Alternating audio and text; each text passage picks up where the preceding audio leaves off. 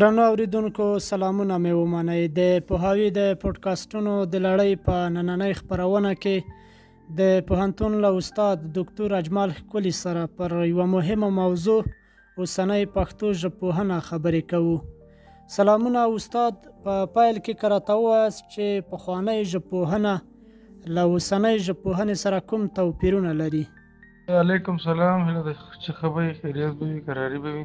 موږ او تاسو کله چې پخوانۍ ژبپوهنه وایو نو هلته د ژبپوهنې ګڼې میتودولوژي وي. نو مثلا د لرغوني یونان یا د لرغوني هند نه راواخله تر 20مې پېړۍ پورې مختلف جغرافیو کې مختلفو کسانو او د مختلفو میتودولوژیو نه استفاده کړې ده او ژبه یې تحلیل کړې ده.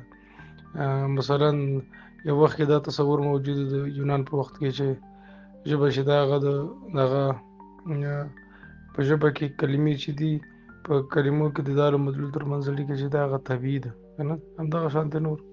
په 19مه 18مه بیا په تېره په 19مه پېړۍ کې تاریخي ژبپوهنه رامنځته شوله. تاریخي ژبپوهنه چې دا هغه د ژبې په تحول باندې بحث وکړه او په یوه اصطلاح دغه د ژبې دغه تحلیل یې لا سیستماتیک کړ، لا یې منظم کړ او لا یې پراخ او وسیع کړ. او 21مې پېړۍ په سر کې چې کله سوسور د سوسور کتاب په 1914 کې چاپ شو، کورس د لینګویستیک جنرال، یو عمومي ژبپوهنې کورس، نو هغې سره په یوه اصطلاح د هغه د نظري ژبپوهنې اساس کېښودل شو او د سوسور نظریو په 21مه پېړۍ کې ګڼو دغه ته ژبپوهنیزو مکتبونو او نظریو ته لار پرانېستله. عموما پخواني ګرامرونه چې وو هغه یا مثلا ډایکرونیک وو، یعنې عموما په 19مه پېړۍ کې او په هغې نه یو پېړۍ مخکې عموما ګرامرونو ته ژبې ته د تحول له زاویې نه کتل کېدل او دا تصور موجود و چې که غواړو چې د ژبې په سیستم باندې پوه شو باید د دې په تحول باندې پوه شو، د دې په غږیزه او مورفولوژیکي او وییزه او مثلا نحوي او مانیز تحول باندې. او بل سینکرونیک ګرامرونه عموما هغه هغې چې دی ډېرې تعلیمي رنګ درلوده. مثلا د کلام د اجزاو په اساس باندې بیل ژبه مثلا یا دغه په توګه باندې مطالعه کېدله، حرف او مثلا دغه ضمیر او مثلا دغه شانتې بېله بېله مطالعه کېدله، دغه شانتې سیستماتیک مطالعه او دغه شانتې پراخ د کمیت له پلوه پراخ مطالعه چې په 20مه پېړۍ کې د ژبې د سټرکچر دپاره وضع شوله، دغه شانتې هغه په هغه وخت کې نه و. اوسنۍ ژبپوهنه چې ده دا ډېره پراخه ده، وسیع ده او له بله پلوه هغه ده ډېره دقیقه ده نسبت پخوا ته. د ژبې سټرکچرونه د بېلابېلو زاویو نه مطالعه کېږي او د علمي میتودولوژۍ نه په استفاده باندې د ژبې په تحلیل باندې بحث کېږي. نو اوس که موږ او تاسو وګورو مختلفې نظریې دي او مختلفې زاویې دي او د دې زاویو په اساس باندې د ژبې دقیقه مطالعه کېږي نسبت پخوا ته. د ژبې پخوا عموما موږ او تاسو که پخواني ګرامرونه وګورو نو هلته مثلا په دې باندې بحث کېده چې فاعل څه شی دی، فعل څه شی دی، مفعول څه شی دی، حرف څه شی دی، ضمیر څه شی دی، قید څه شی دی، او مثلا په دغه شانتو حرف او اسم او فعل باندې. اوس چې دی د سوسور د نظریونو دې خوا ډېره په سټرکچر باندې ډېر بحث کېږي. هغه د ژبې سټرکچر چې په اړیکو باندې ولاړ دی او دغه اړیکې ځینې اصول او معیارونه لري. نو مثلا د دې په ځای چې وایي چې فاعل، د دې په ځای چې مثلا په دې باندې بحث کېږي چې د فاعل او فعل ترمنځ اړیکه څه شی ده. نو هغه اړیکه او هغه سیستم او هغه رغښت هغه سټرکچر ډېر مهم شو نسبت هغه عنصر ته، بلکې په خپله اړیکه د یو عنصر په توګه باندې مطرح شو. ډېره مننه استاد. استاده، د یوې ژبې د تاریخي بدلون لاملونه څه کېدای شي؟ ژبه چې ده د ژبې د بدلون لاملونه په ټوله کې په دوو برخو باندې ویشل کېدای شي. یو داخلي لاملونه دي، یو خارجي لاملونه دي. په خارجي لاملونو کې ګڼ شیان راځي، مثلا سیاسي تحولات، مثلا فرهنګي تحولات، مثلا مهاجرتونه، مثلا د ژبو ترمنځ دغه تماس او دغه شانتې اقتصادي علتونه، دغه شانتې نور ډېر علتونه راتلی شي. مثلا پرمختګ او ارتقا چې دغه د ژبې په وایي زیرمه کې په تېره تغیر او په داخلي لاملونو کې بیا نو فونولوژیکي تغیر اساس دی او فونولوژیکي تغیر ممکن د هغه قوم هغه د دغه ژبنۍ ټولنې له دغه سره فزیولوژي سره یا دغه د صوتي غړي سره اړیکه ولري. فونولوژیکي تغیرات، مورفولوژیکي تغیرات، ګرامري تغیرات او مانیز تغیرات د داخلي علتونه دي. نو که د فونولوژي په سطحه باندې تغیر راځي طبعا د مورفولوژي په سطحه باندې تغیر راځي. که د مورفولوژي په سطحه راځي نو طبعا د ګرامر او د معنا په سطحه هم تغیر راولي. خیر سي استاد، مننه. استاد د یوې ژبې د بقا لپاره مهم لاملونه کوم دي؟ کوم څه دي چې یوه ژبه پرې تلپاتې کیدای شي؟ لومړی خو د ژبې هغه طبیعي بقا ده او طبیعي مرګ دی. که مثلا یو قوم تر هغې پورې چې په یو ژبه باندې غږېږي دغه ژبه بقا لري. او که مثلا ځینې ټولنیز لاملونه رامنځته شي مثلا په هغه صورت کې د ژبې د طبیعي مرګ زمینه مساعدېږي.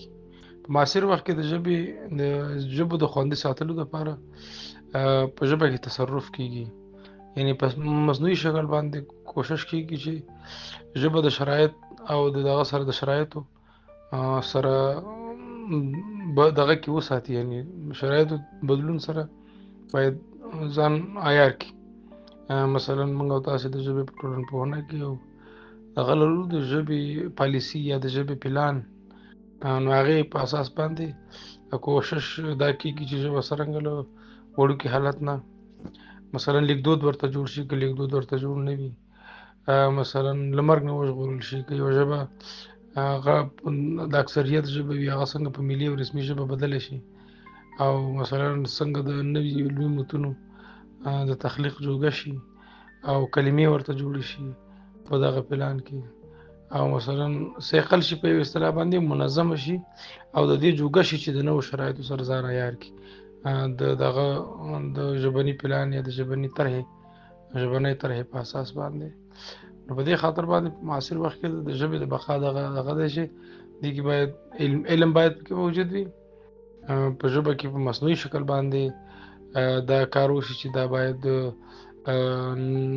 دغه کلمې ورته جوړ شي، مثلا رسمي شي، مثلا ملي شي، مثلا کار ورته باید وشي، که نه طرحې په اساس باندې باید ورته کار وشي. مننه استاد. استاده، ستاسو له نظره ګرامر د ژبې د زده کړې لپاره څومره مهم دی؟ ګرامر خو سټرکچر دی، په اصطلاح د ملا تیر دی د ژبې. نو په تعلیمي ګرامرونو کې یا په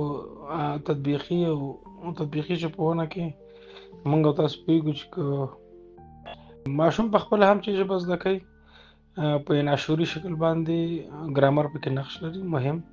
او که موږ او تاسو نور ته هم ژبه ور زده کوو نو عموما نور خلک ژبه د دغه شعوري د سټرکچر په اساس باندې زده کوي، یعنی د جوړښت په اساس د رغښت په اساس باندې زده کوي. نو په دې خاطر باندې ګرامر ډېر زیات اهمیت لري. موږ او تاسو کولی شو چې د ژبني پلان په اساس باندې خپل ګرامر د ګڼو لهجوي بڼو نه په یو اصطلاح راوباسو، ځینې شیونه پکې معیاري وګڼو، په یو اصطلاح باندې اسانتیا پکې راولو چې بهرانیان یې په اسانه زده کړی شي. نو ګرامر ډېر اساسي نقش لري. مطلب دا دی چې نور خلک د صورت یا د شکل له پلوه یو ژبه زده کوي، صورت او شکل چې دی هغه ګرامر دی، هغې نه وروسته بیا معنا ته داخلېږي که نه د نور بهرنیان چې کله یو ژبه زده کوي. په دې خاطر باندې ګرامر اساسي شی دی.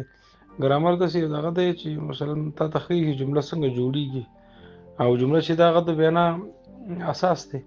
نو کله چې ته په یو ژبه کې د جملې په رغښت باندې پوه شي بیا په خپله نورې جملې جوړولی شي، دغه رغښت په خپله ګرامر. مننه استاد. د ژبې او فرهنګ ترمنځ څه ډول اړیکه شته؟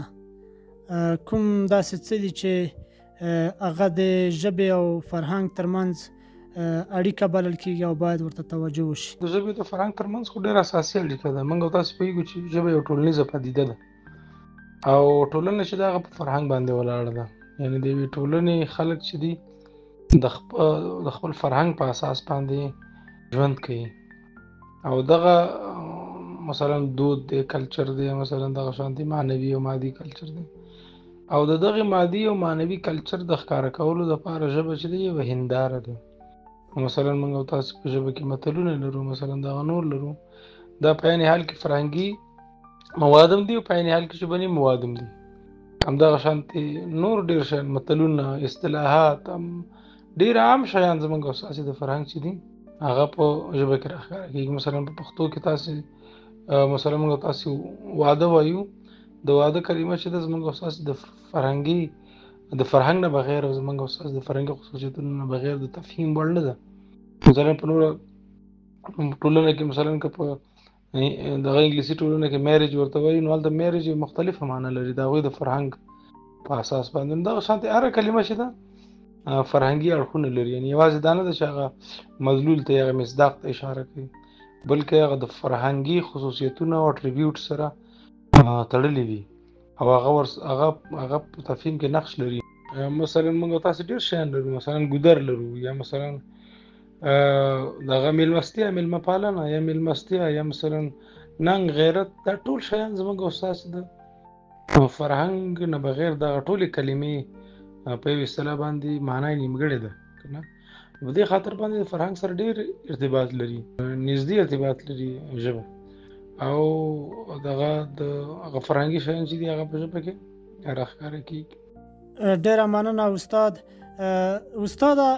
دا بحث که په دې پوښتنه راټول کړو چې آیا ژبه زموږ د ټولنیز هویت په ټاکلو کې رول لري او که لري نو څنګه رول لري او مثلا ژبه چې دا د هویت یو ډېر مهم عنصر دی مثلا که تاسو یو فرد راواخلئ یو فرد وګورئ چې هغه پګړۍ په سر کړې ده جامې اغوستې دي واسکټ یې اغوستی دی تاسې پوهېږئ چې دا پښتون دی که نه هغه د ظاهري قوارې په اساس باندې د جامې د هویت څرګندوی دي همدغه شان د ژبه هم یو نښه ده د هویت کله چې یو سړی وغږېږي په پښتو ته پوه شي چې والله دا پښتون دی یعنې د هغه هویت ښیي دا د فردي هویت ښکارندویي کوي او په عین حال کې د ټولنیز هویت ښکارندویي کوي چې دا پښتون دی د قوم په لحاظ باندې یا مثلا د ملت په لحاظ باندې افغان دی مسلمان دی او دغه شانتې نور دغه د فرد خصوصیتونه پکې راښکاره کېږي ټولنیز او فردي هویت یې پکې راښکاره کېږي نو موږ اساسي هویت مثلا له پښتو سره تړلی دی زموږ اساسي سیاسي نفوذ له پښتو سره تړلی دی او په دې اساس باندې ژبه ډېر یو مهم عنصر دی چې د یو فرد او همدغه شانتې د یوې جامعې په هویت کې مهم نقش لري مثلا تاسو وګورئ پښتانه چې دی خلک په پښتو باندې پیژني چې وایي پښتانه اکثریت دی پښتانه داسې دي پښتانه هغسې دي ټول مهم هغه اساسي عنصر چې دی هغه پښتو دی تاسې په دې ټولو دغه کې مثلا ترکانو خلک د ترکي په اساس باندې ترکي ژبې په اساس باندې پیژني په دې اساس باندې هویت چې دی د ژبه چې دی هغه د هویت په هویت کې مهم او اساسي نقش لري که نه